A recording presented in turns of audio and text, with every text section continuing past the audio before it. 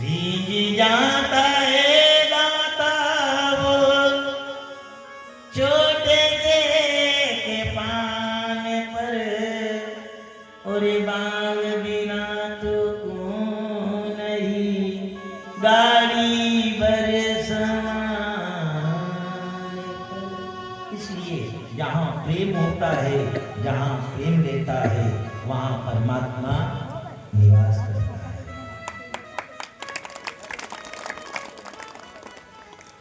आप विचार करिए, कोई कैसा ये देवता देवता, अरे माता पिता से अगर प्रेम जो करता है, माता पिता से जो प्रेम करता है, जो प्रेम करता है, उनके माता पिता के चरणों में लोग के साथ चार धाम की यात्रा, चार धाम की यात्रा, लेकिन चार धाम क्या है? माता पिता के चरणों में तो 64 देवता निवास करते हैं। पिताजी कहते हैं वो अलग रहते हैं, तो एक ओर जब पूरा आ जाता है तब एक ओर एक कोने में उनका बिस्तर रहता है। वो कहते हैं तुम आओ, एक बार आ जाओ, मैं तुम्हारे माथे के ऊपर हाथ रख दूंगा, तुम्हारा भला हो जाएगा, भला हो जाएगा। पर नहीं, इसलिए सबसे पहला कार्य है तो सदैव के लिए चाहे प्रेम, क्योंकि जहाँ प्रेम होता है वहाँ पैसा मायना नहीं होता है। इसलिए ठीक है, आप संसार में भी रहो, कोई बात नहीं, संसार से प्रेम करो, संसार को समय दो, लेकिन संसार में से थोड़ा सा समय निकाल करके परमात्मा को भी देना। जब अपन परमात्मा को समय देंगे, वो समय हमें वहां ले जाएगा। दुनिया है कोई बात नहीं है, लेकिन संसार गरजा है, गरजे, और जिसके जहां तक आपसे गरजे तब तक ये संसार आपका है। गरज निकली, ये संसार आपको छोड़ करके मुंह मोड़ लेगा। गरज निकली, उसके बाद वो चीज नहीं रहेगी जो गरज है। आज है, आपके अंदर ताकत है, आपके अंदर ताकत है, ये घना घना घना विचार करे।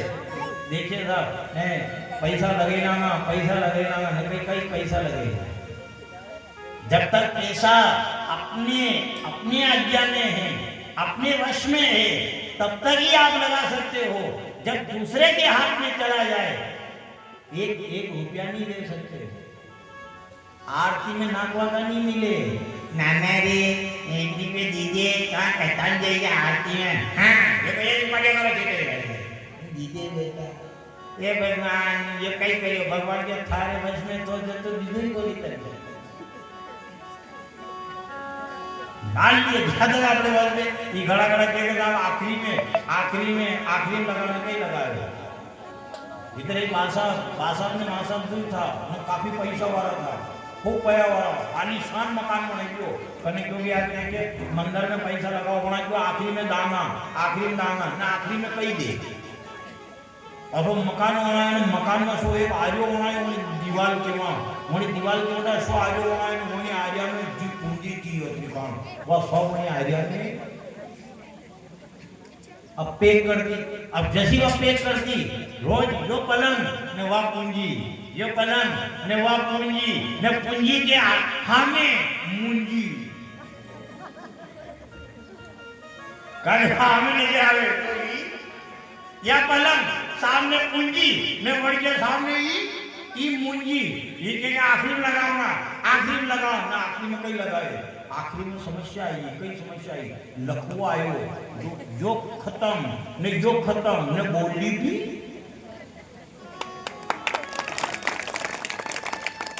अब बोलो साहब, मुंजी यहाँ ने पूंजी वहां, पर अबे लगावे तो किस तरह लगावे? अब बड़ा झुकाई करे यार, तो अबे गांव वाले हमजार बुझवा है, हमजार बुझवा वाले जो था कहियो कई वाला ने बाप जमाना कभी नहीं करे तो कहीं नहीं होता है। मांगो, कभी भी मांगो, भगवान से मांगो, लेकिन मांगने मांगते भी अगर जाओ और मांगो भी सही तो परमात्मा से कुछ मत मांगना। मांगना है वो नजर अगर ऊंची रखना है, ऊंचा सिर अगर रखना है तो और परमात्मा से कुछ मत मांगना। ये मांगना हे भगवान केवल तेरी कृपा चाहिए और कुछ भी नहीं चाहिए। वो सब कोई बात नहीं, ये थोड़ी नहीं मांगना है, पर मांगने में फर्क होता है। मांगने में भी फर्क होता है। फर्क नहीं जैसा यहाँ की पमड़े में जई रहा, मानिए यहाँ की पमड़ा में गए अपने सावरा सेठ जई रहा, अपने सावरिया सेठ जई रहा। अब सावरिया सेठ जई रहा ना अपने रास्ता में कोई अपना व्यय जी है। अब यही जी ना भी 4 जना हाँ ना फोन लगाओ यहाँ जी व्यय जी साहब हाँ ओके आज चली रहा बढ़िया साहब मैं सावरिया जी जई रहा ना 4 जना हाँ नहीं ना मांगे रोटी जीवनी याद बात करेंगे रोटी जीवनी क्या हाँ तो यदि 4 जनों को भोजन हो जाएगी तो ये शोभा भी नहीं मना पावना के सामने भी आपकी थोड़ा आपने भी साले यार नहीं यही जी के सामने भी हो आज यही जी साहब रहेगा हाँ मैं 4 जना और रहेगा यही जी भी व्यवस्था करेगा। तो साहब ये कि अब ये मांगवा रही चीज ठीक है जमा रही है तो यह जमी भी करी नमाज जो है गया बिछाड़ लगाओ न जट बैठो वाले साहब हाथ दो नहीं कितने साहब बैठा थोड़ी देर नहीं फिर ठंडो ही लो भोजन आप तो सीखो तो क्या भोजन करो साहब आप यही जी आए पानी की रोटी बढ़िया नहीं ये साहब हाथ धुलाया मैं जा पानी भी नहीं जा मैं भोजन करो ये ऐसी कृपा मांगना ऐसी कृपा मांगो तो जमे भी खरी। अब मान लिया यहाँ की सामने ही जाएगा मैं वहाँ यही जी साथ फोन लगाया यही जी सा हाँ 4 जना हाँ सामला जी जाएगा 1 कुंटल गेहूं की व्यवस्था कर दो ये भी तो नहीं देगा भोजन का गेहूं को बनी हो लेकिन वो जमीन यही जी गाँव में ऐसी में सामला जी जाओ तो ऐसा रसू मांगता है के विचार तो करो ना भगवान से मांगना मांगो कोई बात नहीं वहां टिप्पण मांगा भोजन गेहूं का ही बना पर भोजन मांगा 4 आ रहे हैं सब व्यवस्था चाहिए हमको भोजन की व्यवस्था चाहिए। उन्होंने भोजन की व्यवस्था करी वो जमे पर आप बोल दो एक काम करना 1 कुंटल तो गेहूं की व्यवस्था करना उसमें 25 किलो घी की भी व्यवस्था करना तो वी के थी भगवान का दर्शन करवा देगा तो मोशो को जमा देवा है।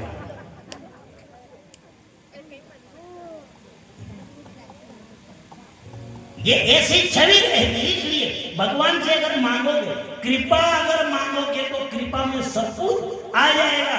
अरे ये कृपा कैसे आखिरी में दीन दयाल आजो हाथ पकड़ हरि ले जाओ आखिरी में दीन दयाल आजो हाथ पकड़ हरि ले जाओ।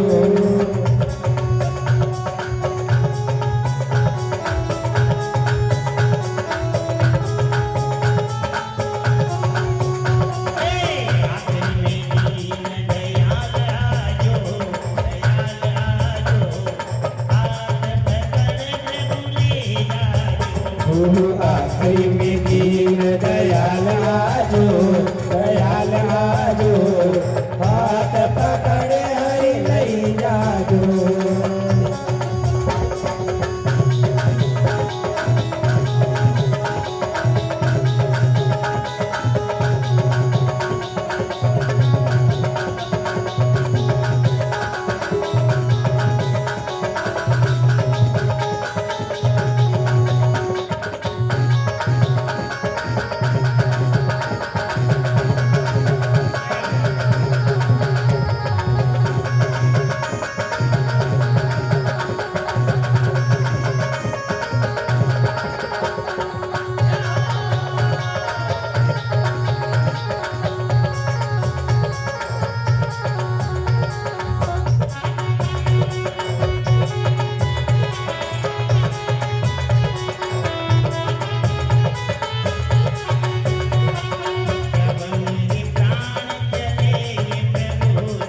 जब मेरे प्राण चलेंगे प्रभु जी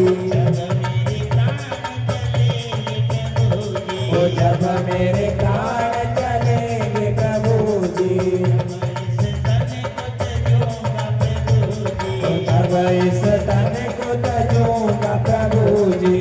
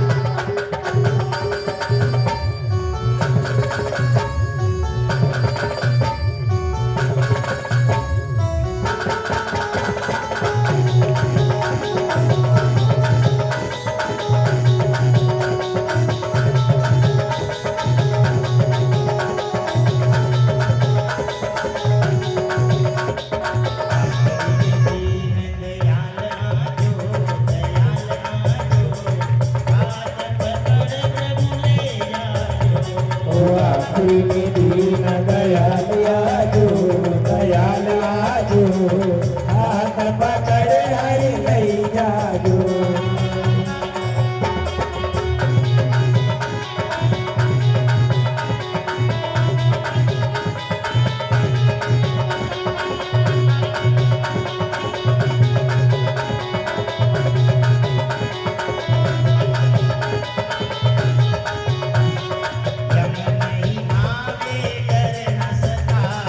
यम नहीं आवे डर न सतावे, यम नहीं आवे डर न सतावे, यम नहीं आवे डर न सतावे। चादरिया में दाग ही जावे, चादरिया में दाग ही जावे। नाम को अमृत पिया हाथ पकड़ हरि लई जाजो, हाथ अमृत पे लई जाजो, लई जाजो, हाथ पकड़ हरि लई जाजो।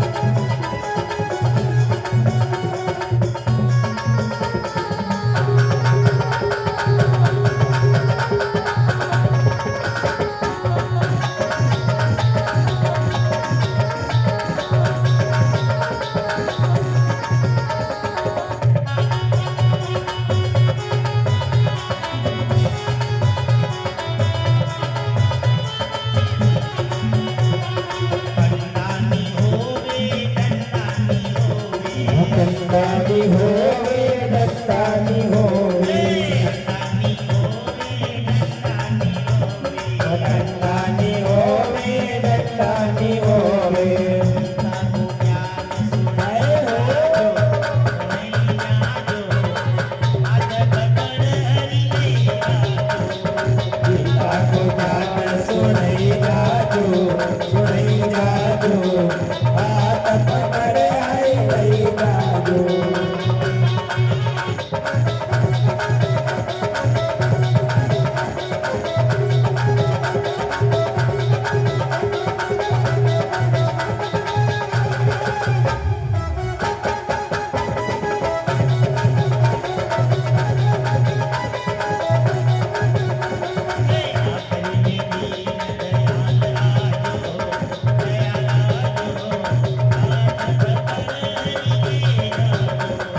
आखिरी में दीन दयाल आजो, दयाल आजो, हाथ पकड़ हरि लई जाजो, हाथ पकड़ हरि लई जाजो, हाथ पकड़ हरि लई जाजो।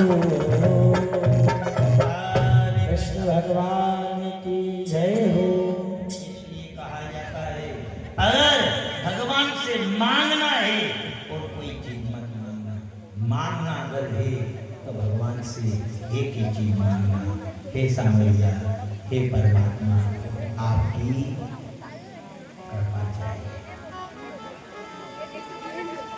और कुछ भी नहीं चाहिए। हे सामरिया, अच्छा विचार कर लो, मान लीजिए कि अभी घना घना के था मैं रोज रोज भगवान के वहाँ जाऊँ, मैं रोज रोज हनुमान जी के वहाँ जाऊँ, ने हनुमान जी मारी हूणे को नहीं घना घना माथो पड़ गए, हे भगवान ये कही दियो कजी तो हूण रे, कजी तो हूण, हे हनुमान जी तू तो हूण।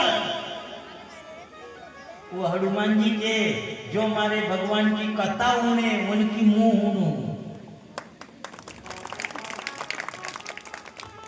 अब कथा तो होने बोली कभी बात वहां जावे, वहां भगवान के दो दो शब्द खतरनाक है, वो दो के अलावा तीसरा कहीं को नहीं, यही को नहीं तीसरा। वहां जाकर भगवान के वहां के हे भगवान दीदे रे, दीदे हमारा सावरा, दीदे दीदे, दो शब्द है गाली, दीदे दीदे दीदे। आखी उम्र यूं कहेगा दई दे रे, दई दे, मैं पहले बुढ़ापा में कहेगा लाई ले रे, लाई ले। भगवान के कार्य इंडिया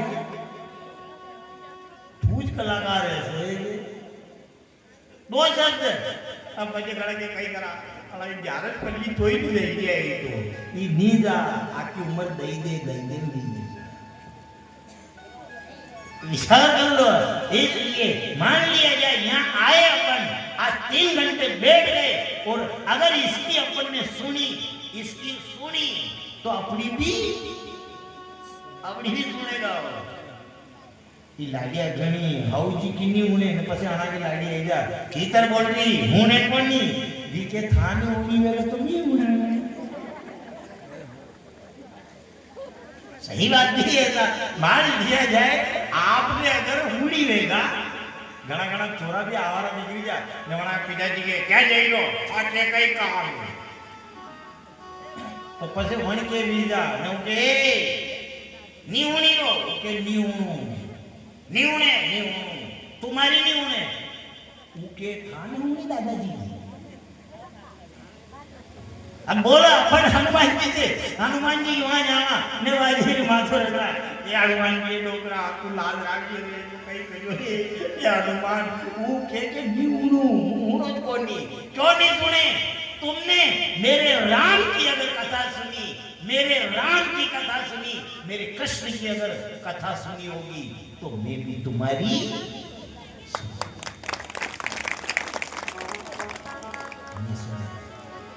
इसलिए सुनने की आदत डालो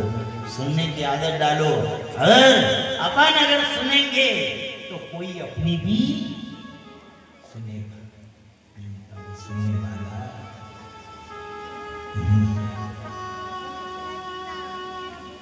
अभी आपकी उम्र होना की इतनी निकली बाद में लगाना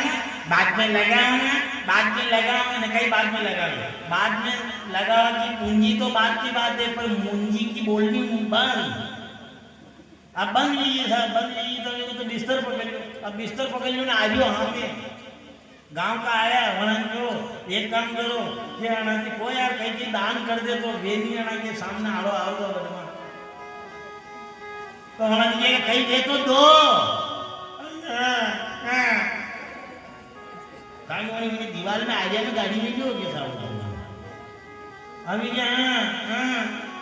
अब यह बात मैंने थोड़ा ना मालूम है अब वहां देखो गाना तो बोलती बंद नहीं तो थोड़ा दिन में पामना है मैं वैसे ही मरेगा ऐसी भी देखे ज्यादा सब खाली करे जाएगा तो गाँव वाला हम सर गुस्सा आया नीचे यार अना दान कराओ कहीं लगाओ मन जो अवेरी हो तो बताओ थोड़ा सा दान ना बेन बेचा गाना में तो ये मैंने दीवार आड़ी आगे लंबी करे तो वहां जो मारे कई कीड़ाई अब 16 कलाकार है कारण वहां बाप जमाने दान करी तो करवा दे के तो वहां थोड़ा जी मैंने दीवार आड़ी हाथ लंबो करे तो वहां जो करे छोरा ई कई हाथ लंबो करे कई कीड़ाई आगे लंबी करी ने वहां तो यूं कीड़ा के धीरा कई के अना राखी मिले तो दान कराओ ई कीड़ा सब पया में लगे क्या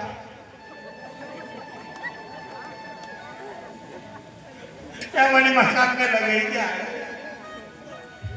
करम टूटे गवा बैठे मनुष्य जीवन यही चिंता सताती है गवा बैठे मनुष्य जीवन यही चिंता सताती है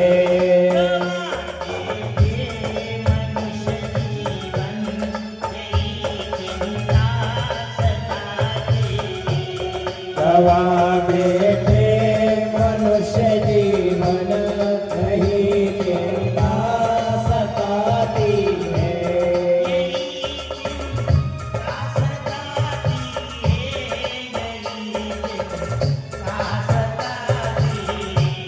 यही चिंता सताती है यही चिंता सताती है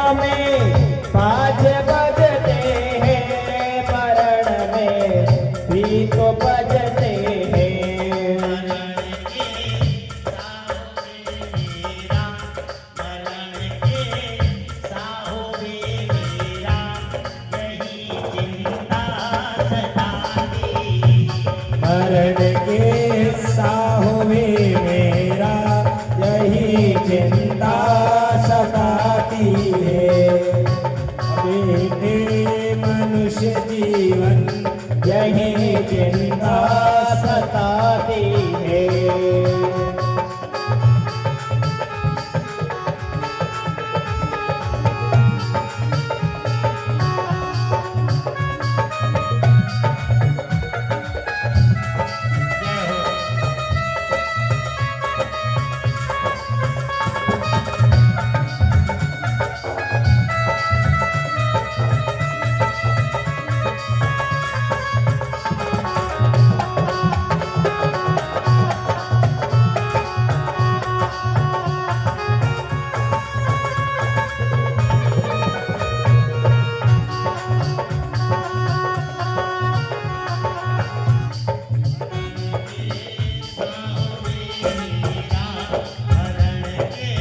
साहुवे मेरा यही चिंता सताती है। रण के साहुवे मेरा यही चिंता सताती है। बेटे मनुष्य जीवन यही चिंता सताती है। बेटे मनुष्य जीवन यही चिंता सताती है।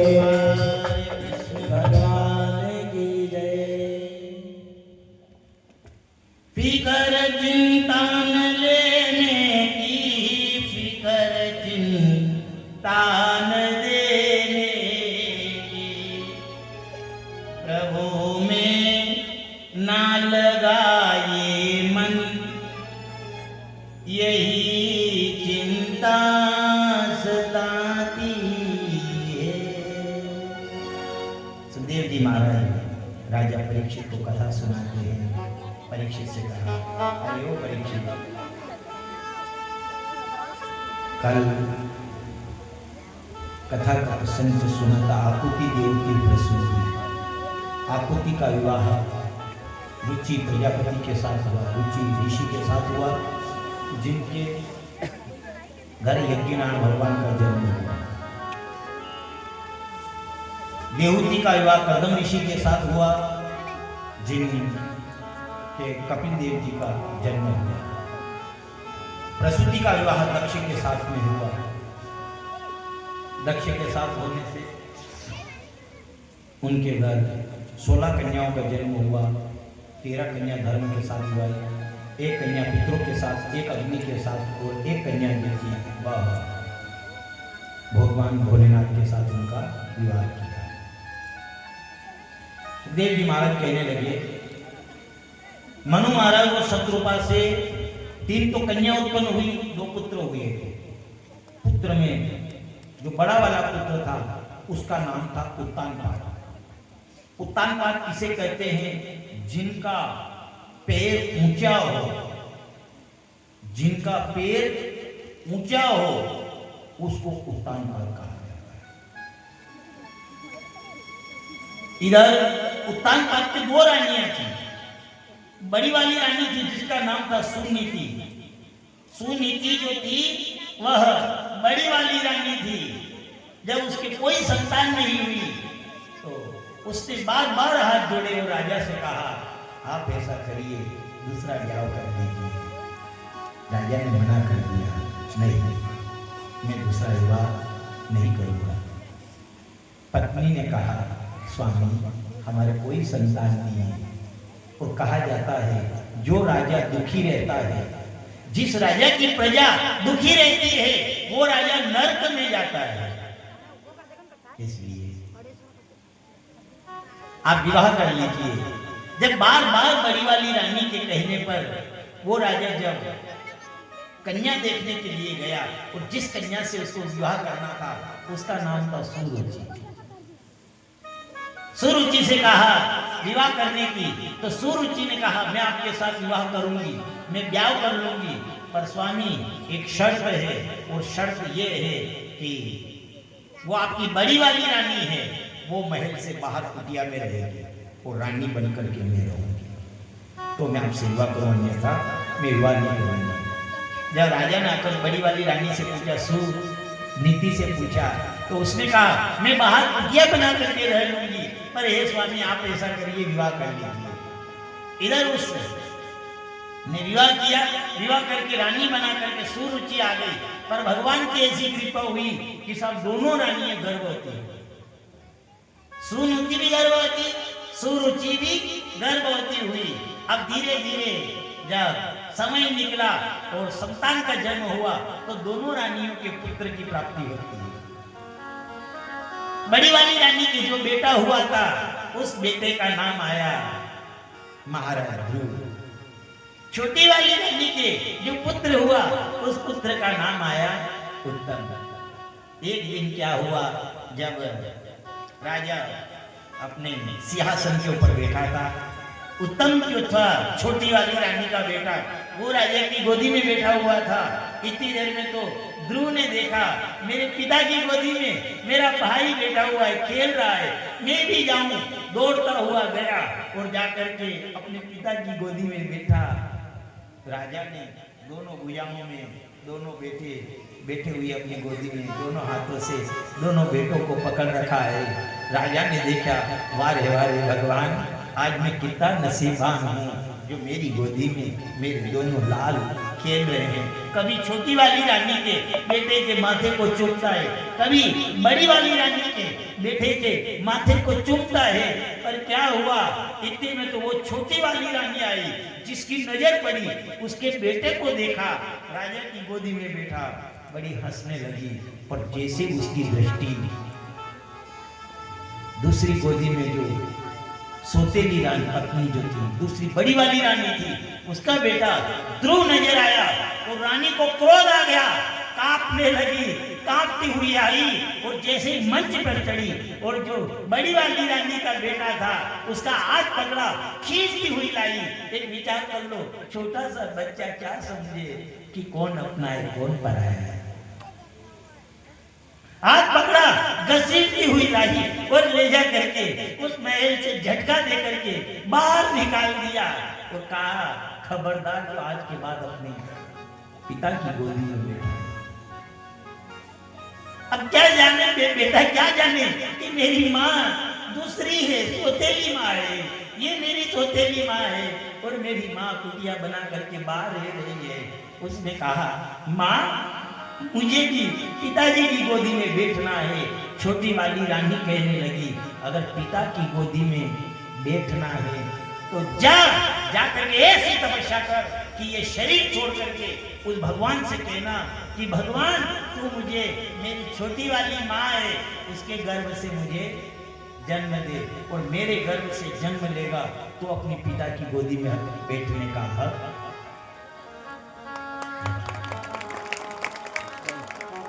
बेटा क्या जाने, दौड़ता हुआ गया। जैसे ही माँ के पास में गया, बड़ी वाली रानी जो थी सुनुती महल से बाहर कुटिया बना करके रह रही थी। ध्रुव रोता हुआ गया। अब माँ को क्या मालूम है कि बेटा क्यों रो रहा है। माँ ने विचार किया, हो ना हो किसी से झगड़ा हुआ होगा, इसलिए बेटा रोता हुआ आ रहा है। पूछा माँ ने, बेटा क्यों रो रहा है? ध्रुव ने कहा, मैया मेरा एक प्रश्न है आपसे। क्या है? ये बताओ मेरे पिता कौन है? मेरे पिता कौन है ये बताओ। माँ ने कहा, बेटा ये कैसा प्रश्न कर रहा है? नहीं, आज आपको बताना पड़ेगा मेरे पिता कौन है। उन्होंने कहा, वो राज्य सिंहासन के ऊपर जो बैठे हैं वही तुम्हारे पिता है। मना कर दिया। ध्रुव ने कहा, अगर वो मेरे पिता है तो वो कैसे पिता है? उनके सामने मेरा भाई तो गोदी में बैठा और मैं उनकी गोदी में बैठा था। मेरी सुधेली माँ ने हाथ पकड़ करके झटका दिया, नीचे उतार दिया और वो टुकुर टुकुर देखते रहे, बोले तक नहीं। सुनुती समझ गई। सुनुती ने कहा, मैं कैसे कहूँ बेटा, मैं भी वचन में बंधी हुई हूँ। पर माँ ने देखा एक बात है साहब, इसलिए कथा से ये हमें शिक्षा मिलती कि तो वह सौतेली पत्नी ठीक है, इधर આપણે નાનાને જો ધક્કો દીને બાણ કાઢ દેની તો એને કોરટ में સડી દેવાનો મારો હાલ કે जमीन लीने लो और नहीं उस माँ ने ये निकाला हाथ पकड़ करके निकाल दिया झटका दे करके नीचे उतार दिया पर माँ ने कहा अरे बेटा जो जैसा करेगा वो वैसा भरेगा आओ तुम मेरी गोदी के अंदर आकर के बैठ जाओ पर कहा जाता है बाल हट जोगी हट तिरिया हट ये हट बड़ी बुरी होती है ये ऐसे की हट बड़ी पूरी होती है इधर उसने कहा नहीं मुझे पिता की गोदी चाहिए मुझे पिता की गोदी चाहिए माँ विचार कर रही है तेरे लिए मैं पिता की गोदी कहाँ से लाऊं और जा बार बार गुरु जी ने पिता की गोदी कहा माँ ने ध्रुव को खड़ा कर दिया दोनों भुजा पकड़ी आंसू खड़ा किया पिता की गोदी चाहिए तुझे हाँ माँ मुझे पिता की गोदी चाहिए मैं भी बैठूंगा पिता की गोदी में तुझे पिता की गोदी चाहिए हाँ मुझे पिता की गोदी चाहिए माँ ने हाथ पकड़ करके ले गई इधर कुटिया से बाहर निकली और कुटिया से बाहर निकल करके यहाँ से हाथ पकड़ करके कहा तुझे पिता की गोदी चाहिए हाँ मुझे पिता की गोदी चाहिए माँ कहने लगी माँ अंदर ही अंदर रो रही थी लेकिन माँ ने आंसू नहीं निकाले आंसू इसलिए नहीं निकाले उसने देखा बेटे को मैं आज सत्य के मार्ग पर भेज रही हूँ माँ ने कहा तुझे पिता की गोदी चाहिए हाँ माँ पिता की गोदी चाहिए तो माँ ने कहा तू चला जा यहाँ से जा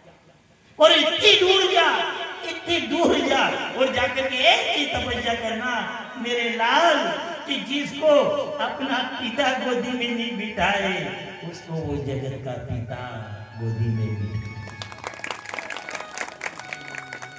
माँ का दिल रो रहा है माँ का दिल रो रहा है लेकिन माँ कुछ नहीं बोली माँ ने भुजा पकड़ी बेटे की भुजा पकड़ करके आज माथे के ऊपर हाथ फेरा माथा चूमा माँ ने कहा बेटा तू चला जा और आज माँ कह रही है बेटा तुम आओ ये दुआ हे हमारी तुम जाओ ये दुआ हे हमारी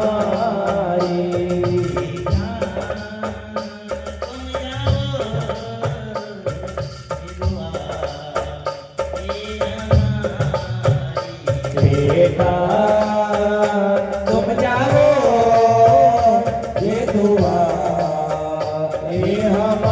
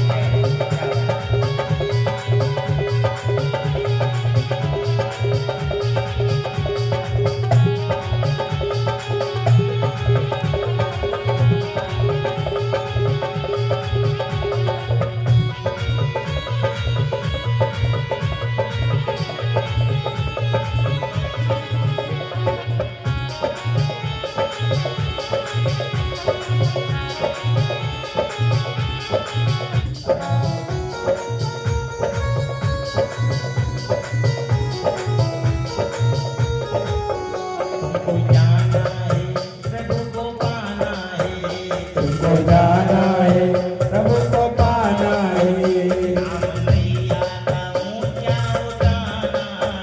नाम मैया का ऊंचा उठाना है, नाम मैया का ऊंचा उठाना है। तुमको जाना है प्रभु को पाना है,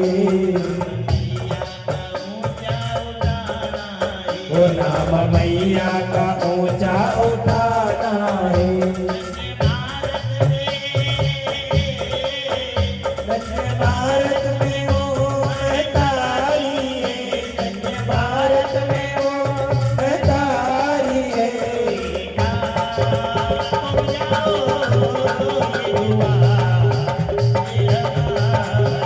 बेटा तुम जाओ ये दुआ है हमारी।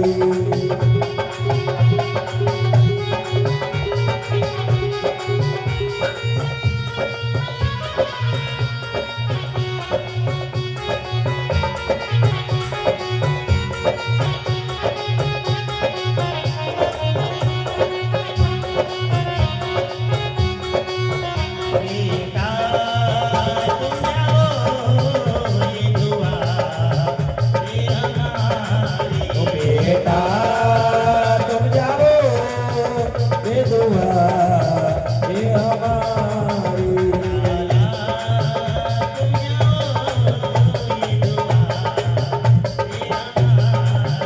दादा तुम जाओ ये दुआ ये हमारी। बेटा तुम जाओ ये दुआ हे हमारी। आज माँ ने आंसू नहीं बहाए, आंख भर आई, माँ के आंसू आए, लेकिन माँ ने आंसू आंखों पर नहीं आने दिए। माँ आंसू को पी गई, अंदर ही अंदर पी गई। क्यों पिया? इसलिए अगर मेरे आंसू मेरे बेटे ने देख लिए तो आज मेरा बेटा तपस्या करने के लिए नहीं जा सके। एक विचार करना, माँ माँ होती है साहब, शब्द पिता बन गया है, माँ शब्द निकलता है, आप देखना अंदर से पूरा खुल जाता है, गला खुलता है तब शब्द निकलता है माँ। माँ माँ होती है। आज सत्य के मार्ग पे माँ को देखना, जब अगर बेटा बड़ा हो जाता है, बेटा काफी ऊंचा स्तर पान कर लेता है, वो पा लेता है, और जब कहीं नौकरी से भी घर आता है, पत्नी से पूछता है फोन लगा करके, मैं आज आ रहा हूँ, छुट्टियां मिल गई है, मैं आ रहा हूँ, क्या चाहिए तुम्हारे? वो कहेगी आप ये लाना। पिता से कहेगा आपके लिए क्या लाऊं? वो कहेगा ये लाना तुम। इधर जब वो भाई से पूछेगा, भाई भी लिखवाएगा मेरे लिए ये लाना। पर जब वो फोन माँ के लगाता है, माँ से पूछता है तुम्हारे क्या चाहिए, माँ कहती है मुझे कुछ नहीं चाहिए बेटा, मेरे तो तू आ जाए। माँ एक बात हो रही है, ये तो जिनकी माँ है, माँ है उनको पता नहीं लगता है, पर माँ जिसके नी है वो जाने।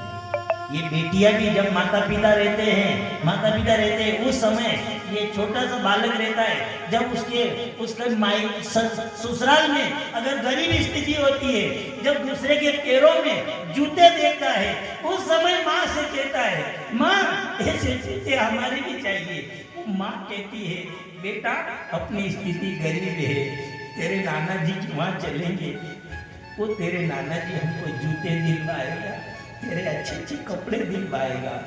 जब वो माता पिता चले जाते हैं, जब वो बेटे के नाना जी और नानी वो माता पिता चले जाते हैं, कोई दुर्बुद्धि भाई और भौजाई घर में आ जाती है। अब वो उस बांझे को मालूम नहीं है, वो विचार करता है हर साल हमारे वहाँ नाना जी के वहाँ नए कपड़े मिलते हैं, अच्छे अच्छे कपड़े मिलते हैं। माँ ले जा रही है, अच्छे कपड़े लाएंगे। और ये मालूम नहीं कि जो कपड़े दिलवाने वाले थे वो यहाँ से चले गए। कब याद होता है उसे तब याद होता है जब वो उंगली पकड़ करके बेटे को लाती है। और जब अपने भाई भौजाई के वहाँ राखी के दिन आती है, जब वो भाई जब बहन एक कमरे में बैठती है, उस समय वो भाभी झगड़ा करती है, इतने पैसे की साड़ी ला रहे हो आप, लुटा दो सारा घर ये, दे रहे इनको। उस समय वो बहन कहती है, दादा मेरे तो केवल माथे के ऊपर हाथ रख दो। वो बहन जो है वो बहने की उंगली पकड़ करके जब घर से बाहर निकलती है, उस समय वो कहता है, वो बेटा माँ से कहता है, तुम तो कहती थी ऐसे कपड़े लाएंगे, तेरे बेटा ऐसे जूते लाएंगे। वो कहाँ है? वो तस्वीर को देखती है, उस समय वो बेटी कहती है, अब बेटा आस मत करना, आस मत करना। जो देने वाले थे वो देने वाले। माँ की क्या बात करो साहब, क्या बात करो। बेटी अगर कितने पैसे वाले घर में होगी, बेटी अगर कितने भी पैसे वाले घर में होगी और माँ अगर गरीब होगी, माँ मजदूरी करती होगी, पर जब वो माँ उस बेटी को पहुंचाने के लिए जाती है, गरीब से गरीब अगर माँ होती है, वो माँ भी जब पहुंचाने के लिए जाती है, वो चाहे कितने पैसे वाले घर में बेटी का ब्याह हुआ, पर जब वो जाती है गांव के बाहर पहुंचाने के लिए जाती है, तो 10 रुपए अपने पल्ले से खोलकर बेटी को देती है। वो बेटी कहती है, चिंता मत कर माँ, ससुराल में बहुत पैसे, खूब पैसे वाले हैं। वो माँ कहती है, मेरे पास कुछ ही नहीं। अरे बेटा ये 10 रुपए तो कैसा, ये तो इसलिए कदर करना सीख जाओ जब तक माता पिता है। माता पिता अगर है, मालूम नहीं पड़े, कदर मालूम नहीं पड़े, ये तो जिनके नहीं है। और जब वो जाते हैं